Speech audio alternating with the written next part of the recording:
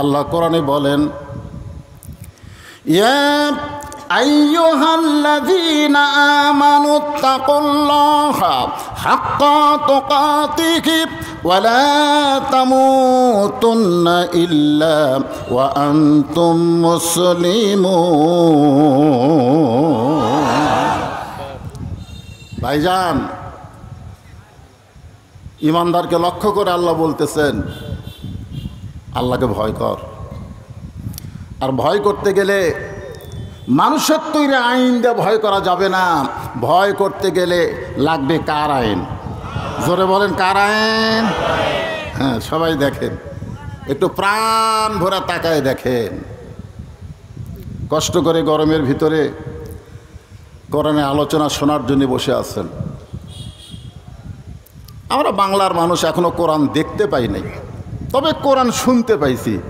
কারণ 50টা বছর যিনি কোরআনের হক তাফসীর করেছেন, সে জীবনে জেলখানায় কাটাইছেন, আর হাসপাতালে নিয়ে গিয়ে তাকে হত্যা করা হলো। জোরে কোন কথা ঠিক না? সেই কোরআনের পাখি আমাদেরকে কোরআন শুনাইছে, কলজা ভরা দিছে। এত সুন্দর কোরআনের তাফসীর করেছে, আমরা কোরআন শুনে শুনে পাগল হয়ে গেছি।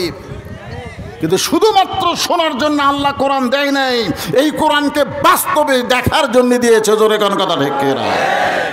কিন্তু আমরা দেখতে পাইনি।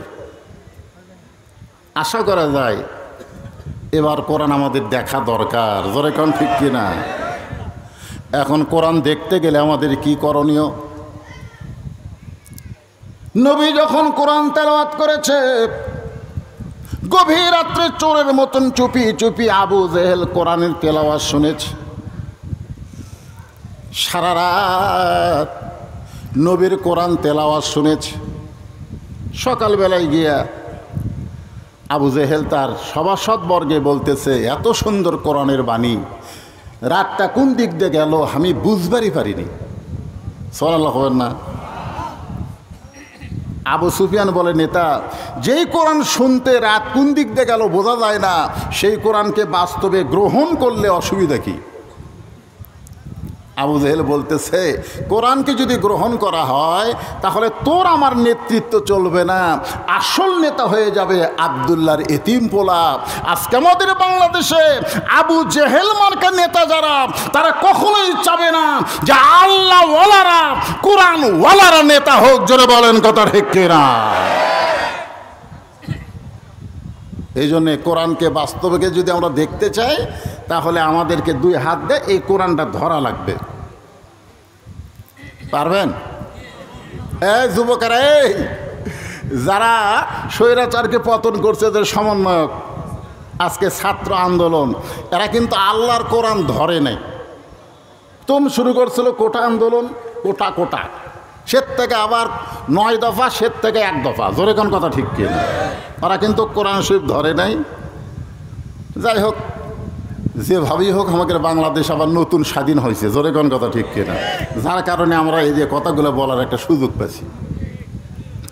অনেক রক্তের বিনিময়ে সর্বপ্রথম আমাদের রংপুরের একটা ছেলে সাইদ, আবু সাইদ, সে নিজের জীবন দিয়ে শাহাদতের মর্যাদা পেল।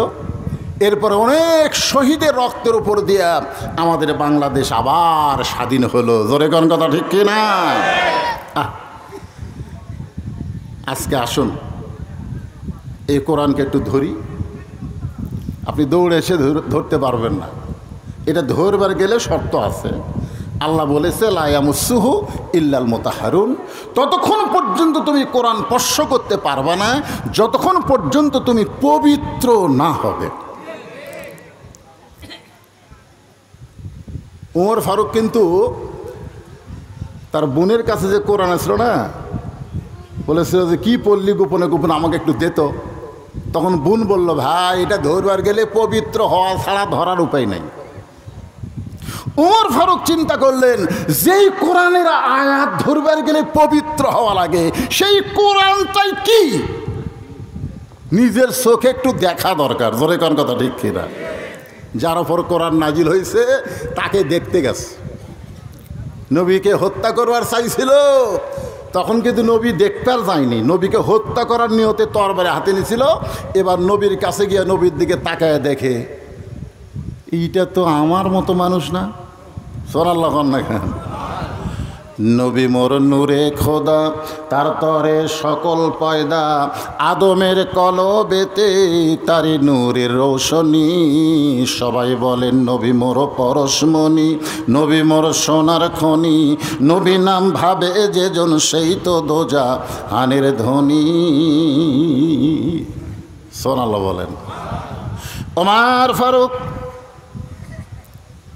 ইসলামকে কবুল করে কোরআনকে গ্রহণ করলেন, এমনভাবে কোরআনকে গ্রহণ করলেন, এক সময় আল্লাহ তাআলা এই কোরআনের ওসিলায় ওমরকে বাংলাদেশের মতন ৯৬টা দেশের নেতা বানায়া দিলে।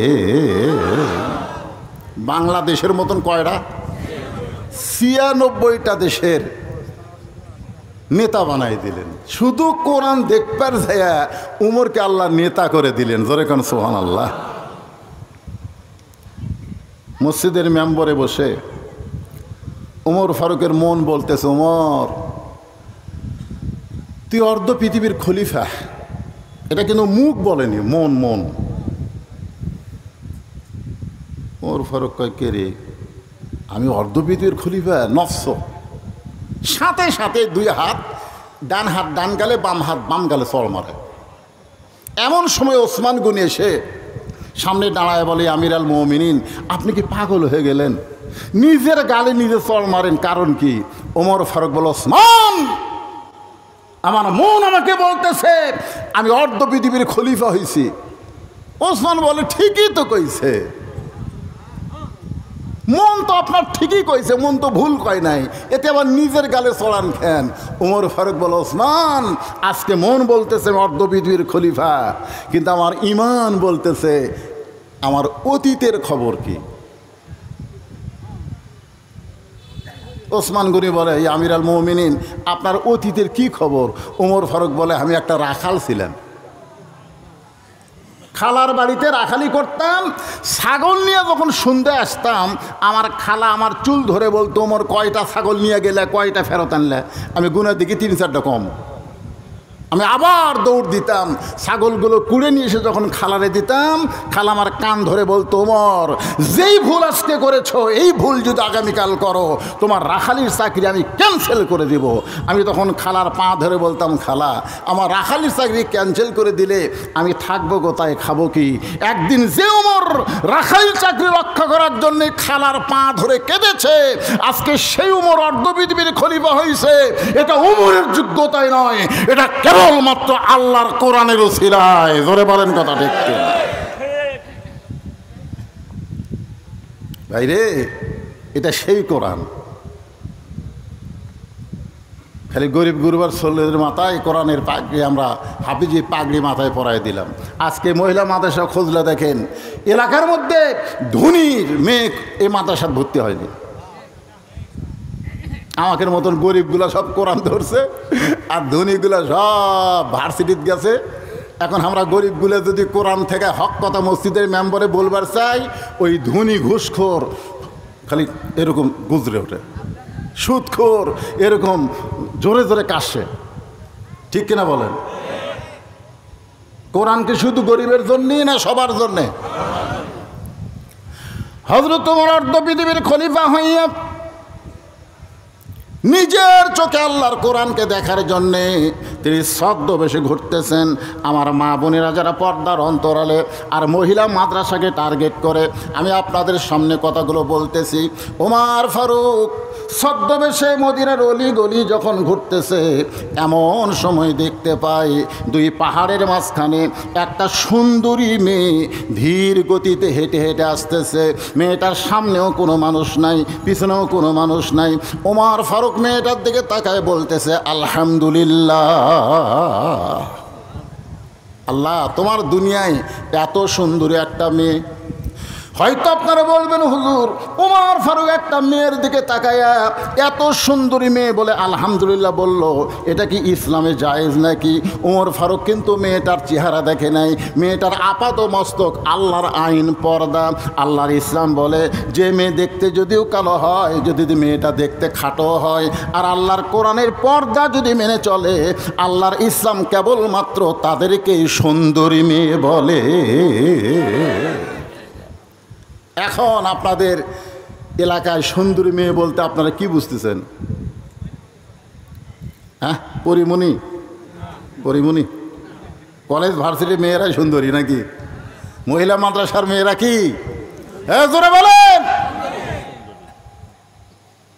মেয়েটা যদি দেখতে কালো হয়, খাটো হয়, এরপরও আল্লাহর কোরআনের পর্দা যদি মেনে চলে, আল্লাহর ইসলাম কেবলমাত্র তাদেরকেই সুন্দরী বলে। বেপর্দা নারী যারা বিশ্ব বেহায়া তারা, আর পর্দানিশী নারী যারা বিশ্ব সুন্দরী তারা। জোরে কোন কথা ঠিক কিনা? ওমর ফারুক মেয়েটার নিকটে গিয়া, মা গো, এই নির্জন পথে তুমি একা একা চলতেছ, তোমার সামনেও মানুষ নাই, পিছনেও মানুষ নাই, তোমার অন্তরে কি কোনো ভয় ডর লাগতেছে না? মেয়েটা পর্দার ভিতর থেকে বলে, পথিক তুমি কি হযরত উমরকে চিনো? জোরে কান সুবহানাল্লাহ। মেয়েটা কাকে বলতেছে? উমরকেই বলতেছে, পথিক তুমি কি হযরত উমরকে চিনো? যেদিন উমর ফারুক আল্লাহর কোরআন দিয়ে রাষ্ট্র চলায়, সেদিন থেকে একজন মহিলা পৃথিবীর এক প্রান্ত থেকে আর এক প্রান্তে যাবে, তার কলিজায় আল্লাহ ছাড়া অন্য কারো ভয় থাকবে না। আল্লাহর কোরআন দিয়ে যেদিন বাংলাদেশ চলবে, সেই দিন একজন মেয়ে বাংলাদেশের এই প্রান্ত থেকে ওই প্রান্ত পর্যন্ত যাবে, ওই মেয়েটার কলিজায় আল্লাহ ছাড়া অন্য কারো ভয় থাকবে না, কারণ কোরআনের কারণে আল্লাহ তাকে পুরাপুরি নিরাপত্তা দিয়ে দিবে। মেয়েটা বলতেছে, পথিক তুমি কি হযরত উমরকে চিনো? হ্যাঁ, যদি চিন্তা তাহলে এরকম বেসাইদা কথা বলতে না। যেদিন থেকে উমর আল্লাহর কোরআন দিয়ে রাষ্ট্র চালায়, সেদিন থেকে পৃথিবীর এক প্রান্ত থেকে আর এক প্রান্তে একটা মহিলা যাবে, তার কলিজায় কার ভয়? জোরে বলেন, কার ভয়? আর আমাকে কলিজায় এখানে যারা আপনারা বসে আছেন, এখন আর ভয় নেই। আগে আপনাকে উল্লাপাড়া যদি ওয়াজ করতে আসতাম, আমার বউ আমাকে আগেই বলতো, দেখে শোনা ওয়াজ করবেন, দেখে শোনা ওয়াজ। কি দেখবো রে? দেখবেন আশেপাশে পুলিশের গাড়ি আছে কিনা, র্যাবের গাড়ি আছে কিনা, বর্তমান সরকারের কোনো ক্যাডার আছে কিনা, ক্যাডার। তা আমরা আগে এরকম দেখতাম। যদি দেখি যে কিছু আছে, তখন ওরা তেল তেলা মেরে দিতাম, তেল তেলা। ইমান যদি থাকতো তাহলে আমরা এভাবে দেখতাম না, আমরা এইভাবে দেখতাম। জোরে কোন কথা ঠিক কিনা? আমরা দেখতাম কি আছে, আল্লাহ যদি থাকে। এলা চামচা করে খাওয়া আছে। পুলিশ ধরার ভয় করছে, কিন্তু বেলকুচিতে কাউসারি ভাইকে আজরাইলি ধরছে। জোরে কোন কথা ঠিক কিনা? আমার কয়, ভাই রে, এমন একটা পরিবেশ হলো ভাই, চিন্তা করে ওয়াজ করা লাগে, পুলিশ যেন না ধরে। ওই দিন কাউসারি ভাই আজরাইল ধরবি আর মনই নেই। আমরা দুই ভাই কিন্তু একই থানা তো আস, ওই বেলকুচি থানাত কাউসারি ভাইয়ের ওয়াজ, আমার ওয়াজ। আমাকে বললো, ভাই ওয়াজ শেষ, আপনার যদি আগে হয় তাহলে আমার জন্য দেরি করবেন, আর আমার যদি আগে হয় আপনার জন্য দেরি করব। আমরা কড্ডার মোড় পার হয়ে, এরা দুধ একেবারে গরম করে চা দেয়, আমরা দুই ভাই একসাথে খাবো। দুই জনের অন্তর কিন্তু পুলিশ ধরার ভয়। যেরকম কি ধরার ভয়? ওয়াজ শেষ করার পরে আমি চিন্তা করলাম, কাউসারি ভাইকে কল দে, ও তো কল দিচ্ছে না, তার মানে ওয়াজ শেষ হয়নি। আমি যখন কল করলাম, ওর সাথী ধরে বলতেছে, হুজুর কিছুক্ষণ আগেই কাউসারি সাহেব এনায়েতপুর হাসপাতালে মারা গেছে। কে ধরছে, পুলিশ না আজরাইল? কথা বলেন। পুলিশ ধরার চিন্তায় হক কথা গোপন করেছি। আল্লাহ কয়, পুলিশ ধরার আগেই তোকে আজরাইল ধরতে পারে। জোরে কোন কথা ঠিক কিনা? এখানে যত মানুষ আমরা আছি, আমাদের সবাইকেই কিন্তু আজরাইল ধরবে। জোরে কোন কি করবে? ছাড়বে নাকি? ছাড়বে? মিশে মায়াই বন্দি থাইকা করলাম কত খেলা, পশ্চিমে তাকিয়া দেখো তোমার জীবনের ডুইবা গেছে বেলা। ওমার চোখের পানি বের করে বললেন, মা তোমার অন্তরে শুধুমাত্র আল্লাহর ভয়, কোরআনের আইন চলার কারণে, কিন্তু তুমি যেভাবে চলতেছ আমার মনে হয় তোমার ভিতরে কোনো দুঃখ লুকে আছে, কারণ তোমার চলাটা অত্যন্ত ধীরগতি। বলো তো মেয়ে, তোমার ভিতরে কোনো দুঃখ আছে নাকি? মেয়েটা বলে, পথিক রে, আমি আসলেই একজন দুঃখী নারী। আজকে 6 দিন হলে হযরত ওমরকে খুঁজে বেড়াই। আমি আসলেই একজন দুঃখী নারী, আজকে 6 দিন হলে আমি হযরত ওমরকে খুঁজতেছি। সুবহানাল্লাহ। কয়দিন? যদিও হযরত ওমরকে খুঁজে পাই তাহলে আমার দুঃখের কথা তার কাছে একটু বলবার চাই। ওমর ফারুক বললেন, মা তুমি যে ওমরকে খুঁজতেছো, ওমরকে না পাইলে সেই দুঃখের কথা কি আমাকে বলা যায় না? মেয়েটা বলে, পথিক এত সাহস ভালো না, যেই কথা হযরত ওমরকে বলবো সেই কথা দুনিয়ার কোনো মানুষকে আমি বলবো না। ওমর ফারুক বললেন, মা তুমি যেই ওমরকে খুঁজতেছো আমি হইলাম সেই ওমর। মেয়েটা ছোট বাচ্চার মতন কান্দের বলে, ইয়া আমিরুল মুমিনিন, আপনি যদি সেই উমর হন তাহলে চোরের মতন একা একা কেন ঘুরতেছেন? আপনার কি কোনো স্যামসা নাই? জোরে কোন কি নাই? চোরের মতন একা একা কেন ঘুরতেছেন? আপনার কি পুলিশ নাই, র্যাব নাই? সঙ্গে সঙ্গে হযরত ওমর ফারুক কোরআন থেকে তেলাওয়াত করলেন, ইন্নামাল মুমিনুনা আল্লাযীনা ইযা যুকিরাল্লাহু ওয়াসিলাত কুলুবুহুম ওয়া ইযা তুলিয়াত আলাইহিম আয়াতুহু যাদাতুহুম ঈমানাও ওয়া আলা রাব্বিহিম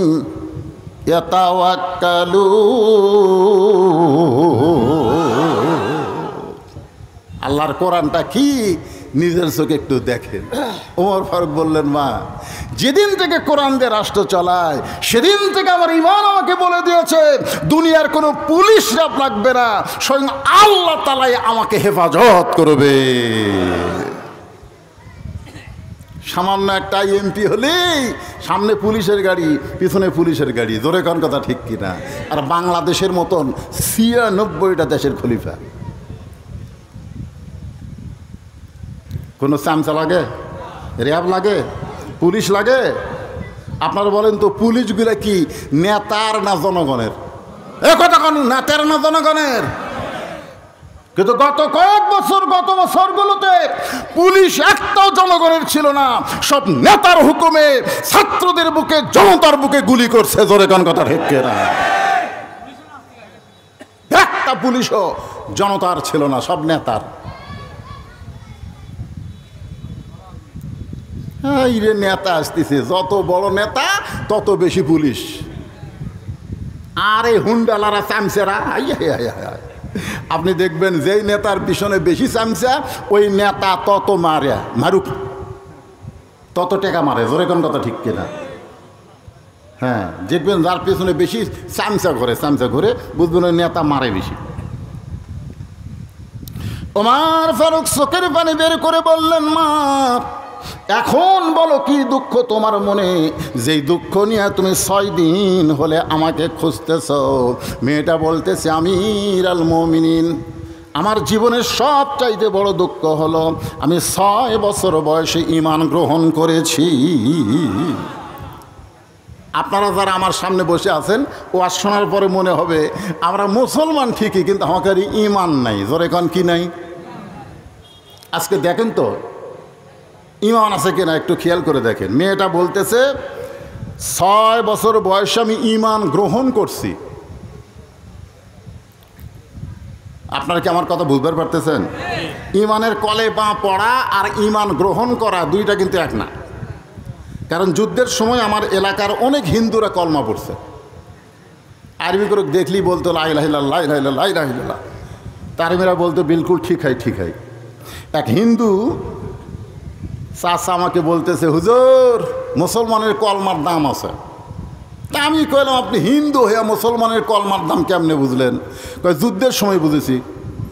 এই কলমা যতক্ষণ মুখত ছিল ততক্ষণ পাকিস্তানে আর্মি আমাকে গুলি করেনি। আমি বললাম, দাদা কলমা শুধু মুখে রাখার কারণে আর্মির গুলি থেকে আপনি বাইসে গেছেন। এই কলমা যদি কলিজার মধ্যে জায়গা দিবার পারেন তাহলে জাহান্নামের আগুন থেকে আল্লাহ আপনাকে বাঁচাইয়া দিবে। এখন আপনারা বলেন, ইমানটা খালি মুখে রাখবেন না ভিতরে ঢুকাবেন? হ্যাঁ, আচ্ছা, ইমান ভিতরে ঢুকলে তার চরিত্র কেমন হবে? একটা দৃষ্টান্ত দিই, দিব। উকিল এসে বলতেছে, উকিল আপনার তো ফাঁসির রায় হয়েই গেছে, যে কোনো সময় আপনার ফাঁসি হবে। এই ফাঁসি থেকে যদি বাঁচবার চান তাহলে রাষ্ট্রপতির কাছে একটা দরখাস্ত লেখেন। রাষ্ট্রপতি যদি দয়া করে আপনাকে মাফ করে দেয় তাহলে আপনার ফাঁসি আর কার্যকর হবে না। এই কথা কে বলতেছে? উকিল বলতেছে। তখন আসামি মুচকি মুচকি হাসে। উকিল বলে, হাসেন কেন? বলে, হাসার কারণ হলো তোমার কথা শুনে। উকিল বলতেছে, আমি তো ঠিকই বলছি, রাষ্ট্রপতির কাছে দরখাস্ত লেখার কথা, তা হাসেন কেন? বলে, পাগলা, আমি আমার জীবনে 3টা রাষ্ট্রপতি ক্ষমতা থাকা অবস্থায় মরা দেখছি। আসামি বলতেছে, আমি কয়টা রাষ্ট্রপতি? 3টা রাষ্ট্রপতি ক্ষমতার থাকা অবস্থায় মরা দেখছি। একটা হলো বঙ্গবন্ধু শেখ মুজিবুর রহমান, একটা জিয়াউর রহমান, একটা জিল্লুর রহমান। যারা ক্ষমতা থাকতে নিজেরাই মরে যায় তাদের কাছে বাঁচার দরখাস্ত কোনো ইমানদার লিখবে? তাসদিক বিল জেনান, কলিজার মধ্যে ইমান। উকিল বলতেছে, তাহলে আপনার ফাঁসি হবে। আসামি মুসকে মুসকে হাসে। উকিল বলে, হাসেন কেন? বলে, আমার ফাঁসি হবে কিন্তু আমার মৃত্যু হবে না। উকিল কয়, কি করেন? আপনার ফাঁসি হবে, মৃত্যু হবে না? না, আল্লাহর কোরআন তার দলিল। আল্লাহ কোরআনে বলেন, ওয়ালা তাকুলু লিমান ইয়াকতালু ফি সাবিলিল্লাহি আমওয়াতুন বাল আহইয়াউ ওয়ালাকিন লা তাশউরুন। জাল্লাত শাহজাহান বলেছে, জামাত ইসলামের যত নেতাকে ফাঁসির মঞ্চে নিয়ে যাওয়া হয়েছে, একজন নেতার চোখে পানি দেখি নাই, বরং সবার মনে আনন্দ, সবার মনে আনন্দ। কারণ ফাঁসির দড়ি বরণ করতেছে, জান্নাতের দরজা আল্লাহ তাদের জন্য খুলে ধরেছে। কি মনে করতেছেন? ফাঁসি হবে কিন্তু মৃত্যু? এ কথা কার? আল্লাহর কোরআন যারা দেখেছে এই বিশ্বাস তাদের কলিজায়। কোরআনের দল করবেন, আপনি মরে যাবেন। আল্লাহর রাসূল বলতেছে, মান সাল্লাল্লাহু তাআলা আশ-শাহাদাতা বিসিদকিন বাল্লাগাহুল্লাহু মানাজিরা শুহাদা ওয়া মাতা আলা ফিরাশিহি, রাওয়াহুল বুখারী কিতাবুল মাগাজি। জোরে কোন সুবহানাল্লাহ। এই কোরআনের বিজয়ের আন্দোলন যারা করে বাংলার জমিনে, এই আন্দোলন করতে গিয়ে জেল খাটে, জুলুমের শিকার হয়, যদি ওই লোকটা নিজের বিছনায় মৃত্যুবরণ করে, আল্লাহ রাসূল বলেছে হাসরের ময়দানে আল্লাহ তাকে ইসলামে আন্দোলন করার কারণে, কোরআন বিজয় আন্দোলন করার কারণে আল্লাহ হাসরের ময়দানে তাকে শহীদদের কাতারে দাঁড় করায়া দেবে।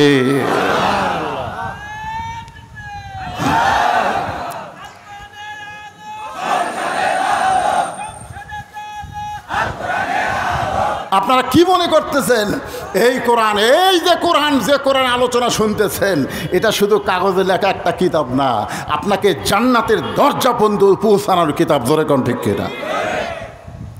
ভাইজান, এই যে মহিলা মাদ্রাসা, আমি এখানে ঢোকার পরই চিন্তা করলাম এলাকার মানুষ এত চালাক, রাবেয়া বশির বানাচ্ছে। জোরে কোন ঠিক কিনা?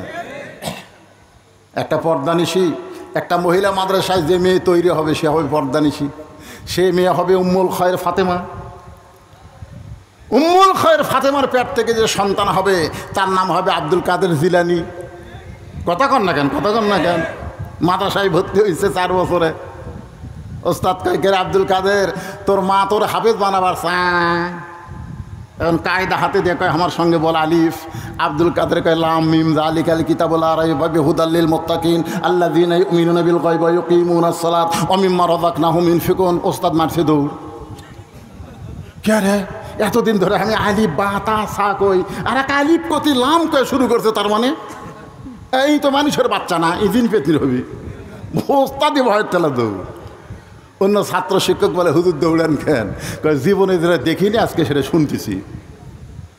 সবাই ঘিরে ধরছে, 4 বছরের বাচ্চা আব্দুল কাদের খালি ঝুঁকতেছে।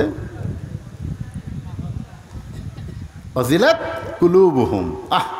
যারা কোরআন পড়ে, আপনি মেয়ে মাদ্রাসায় আসেন বা ছেলে মাদ্রাসায় যান, দেখবেন ওদের মধ্যে একটা ঝোঁক আছে না নাই, জোরে কেন আছে না নাই। একজন ওস্তাদ গিয়ে কোরআন শরীফ এরকম নিয়ে মেলে ধরছে, আব্দুল কাদের পড়তেছে আয়াতের পর আয়াত, ওস্তাদ দেখতেছে। যেই মাত্র 18 পারা কোরআন তেলাওয়াত শেষ, আব্দুল কাদের অটোমেটিক ব্রেক। আর কেন পারে না? ওস্তাদ বলে জানবার যদি চাও তাহলে আব্দুল কাদেরের মায়ের কাছে যাও। কেউ বলেনি যে বাপের কাছে যাও, কারণ সন্তান ভালো মন্দ এটা বাপের কারণে হয় না মায়ের কারণে হয়? কথা কর না কেন? ও যে ঘুরতিছে, ও যে বেড়াচ্ছে ওর পিছনে কারণ আছে। ওই যে ঘুরতেছে কোরআনের মাহফিল বাদ দিয়ে, খোঁজলে দেখেন ওই যখন মায়ের পেটতা ছিল, মা পেটত দিয়ে গোটা পাড়া ঘুরিছে, ওই পেটের মধ্যেই ঘরণী ব্যারাম পাচ্ছে। জোরে কোন কথা ঠিক কিনা? হ্যাঁ, কি মন খারাপ করতেছে? কারণ সন্তান ভালো না মন্দ এটা যাচাই করবার গেলে মায়ের কাছে যাইতে হবে, বাবার কাছে যাওয়ার কোনো দরকার নাই। কারণ বাবা আনন্দে মাতিয়া সাগরে ভাসাইয়া সেই যে চইলা যায় খবর লয় না। মাজন ধরিয়া উদরে কতই যতন করে, 10 মাস পরে পায় প্রসবের বেদনা। ইমাম গাজ্জালী রহমতুল্লাহ আলাইহি বলেন, সন্তান যখন মায়ের পেটে জন্ম নেয় সঙ্গে সঙ্গে আল্লাহ মায়ের মাসিক ব্যারাম বন্ধ করে দেয়। প্রতি মাসে 3 দিন 5 দিন 7 দিন যে একটা ব্যারাম হতো, রক্ত বের হতো, নামাজ পড়া যাইতো না, রোজা করা যাইতো না, বাচ্চা আসার সঙ্গে সঙ্গে ওই ব্যারামটা আল্লাহ বন্ধ করে দেয়। বন্ধ করে দেওয়ার কারণে হলো ওই সন্তান পেটে আসার পর মার যেন কোনো ইবাদত নষ্ট না হয়। কারণ মায়ের ইবাদত শুধু মায়ের না, মায়ের ইবাদতে আল্লাহ সন্তানকেও বড় করে দেয়। সন্তান যখন পেটে বাচ্চা নিয়ে রুকুর থেকে সেজদা যায়, ওই বাচ্চা পেটের মধ্যে একটা চাপ খায়। ফেরেশতারা বলে, মাবুদ তোমার বান্দি রুকুর থেকে সেজদাত গেল, পেটের মধ্যে বাচ্চা দিয়ে চাপা কষ্ট পাইল। আল্লাহ বলে, ফেরেশতা সাক্ষী থাক, যেই মা পেটে নিয়ে বাচ্চা নিয়ে নামাজ পড়ে, ও মা শুধু নিজে নামাজ পড়ে না, পেটের বাচ্চাকেও নামাজি বানায়া দিল। পেটে বাচ্চা নিয়ে মা রোজা রাখে। শাশুড়ি বলে, ও মা এবার পেটে বাচ্চা আছে, এবার রোজা রাখো না, কারণ রোজা রাখলে বাচ্চা যদি শুকা যায়। বেটার বউ বলে, শাশুড়ি আপনি তাহলে আমাকে লিখে দেন যে আমি আর 1 বছর বাঁচবো, লিখে দেন। শাশুড়ি বলে, এটা কি লিখে দেওয়া যায়? তাহলে আপনি কেমনে বলেন আমার পেটের বাচ্চা শুকা যাক, কিন্তু আল্লাহর হুকুম রোজা আমি বাদ দেব না। আল্লাহ কয়, বান্দি তুই রোজা থাকলি, তোর পেটের বাচ্চাকেও রোজার ট্রেনিং দিলি। জোরে কোন সুবহানাল্লাহ। কারণ মাও খায় না, বাচ্চারও খাওয়া হয় না। যেই মা পেটে বাচ্চা নিয়ে রোজা রাখছে, ওই মায়ের বেটা, ওই মায়ের সন্তান কোনোদিন বেরোজাদার হতে পারে? আজকে যেই শালারা রোজা থাকে না, খুঁজলে দেখবেন ওই যখন পেটটা ছিল ওর মাও থাকেনি।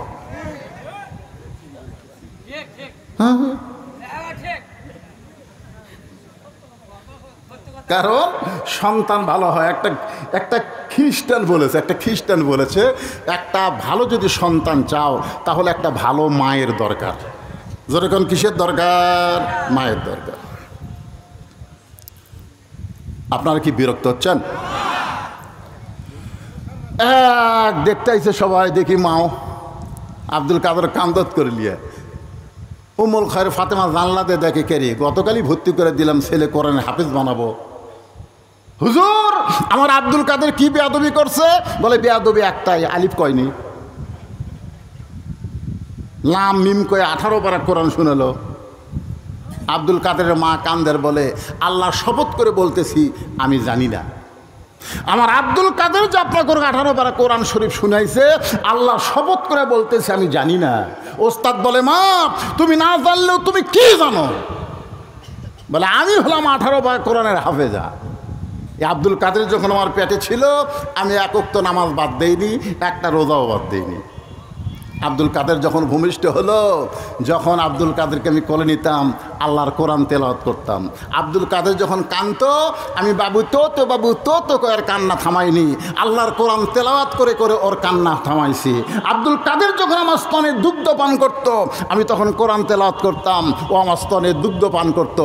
আব্দুল কাদের যখন রাত্রিবেলা বিছনায় ঘুমাতে যাইতো, আমি এক পারা কোরআন না শোনাইলে আমার আব্দুল কাদের কোনোদিন ঘুমাইতো না। আমার মনে হয় এই 4 বছরে আমার 18 পারা কোরআন বহুবার আব্দুল কাদেরকে শুনাইছি, আর শুনতে শুনতে আমার বাচ্চাটা হয়তো মুখস্থ করে ফেলেছে। সমস্ত ওস্তাদ বলতেছে, মা যদি ভালো হয় সন্তান আল্লাহর ওলি হয়।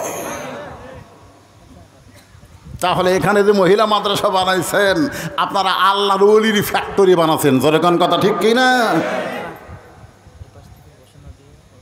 কি বাবা কিছু যদি কওয়া লাগে হামাক কর, এবারে কি কবা হামাক কবা কয়জন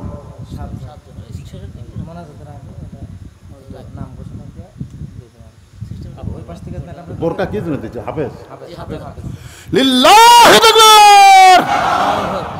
7 জন মা, ছোট্ট বাচ্চারা 7 জন মহিলা কই, আমরা কই মা কই, আর খালাই কই, কোরআনের হাফেজা হয়ে গেছে। কি কথা, 7 জন, আলহামদুলিল্লাহ। তাদেরকে বোরকা দেওয়া হবে। ছেলে হলে এখানে মাথার পাগড়ি ফিরে দিতাম, কিন্তু এরা মেয়ে তো, এই জন্য এদেরকে বোরকা দেওয়া হবে। আমি ওয়াজের শেষের দিকে দিয়ে দেবো ইনশাল্লাহ। অভিভাবক এখানে নিবে, এটাকে এখনই দিবেন না? এই মাদ্রাসার জন্য কোনো টাকা টুকার দরকার নেই। হ্যাঁ, উন্নয়ন করবে। তো আমি সেই কথাই তো বুঝাতে চাচ্ছি যে এই যে আল্লাহর ওলিকের ফ্যাক্টরি মহিলা মাদ্রাসা, এই ফ্যাক্টরি এখানে কিয়ামত পর্যন্ত জারি থাক। আপনারা কি চান? কারা কারা চান? আল্লাহ একটা হাত দেখান তো দেখি।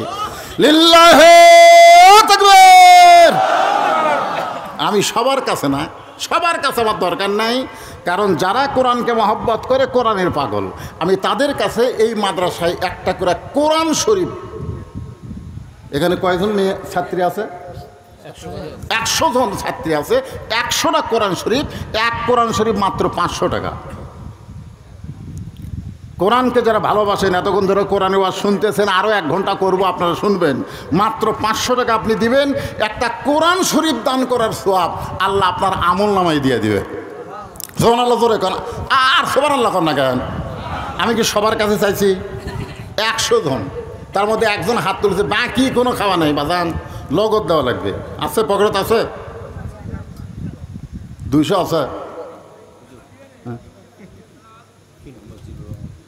না? বাকি লয় তো, আমি এর বাকি লেখান, বাকির কোন কথা নেই। লগত কোরআন শরীফ আর বাকি, এটা ধান তুলতেছি আমি।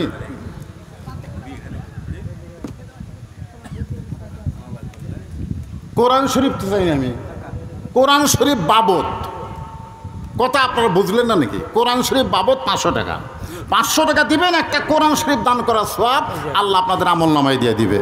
লিল্লাহি তাকবীর। 100টা কোরআন শরীফের মধ্যে 1 নম্বর পাওয়া গেছে, আলহামদুলিল্লাহ। আল্লাহ তোমার একজন পাগল, একটা কোরআন বাবদ 500, আর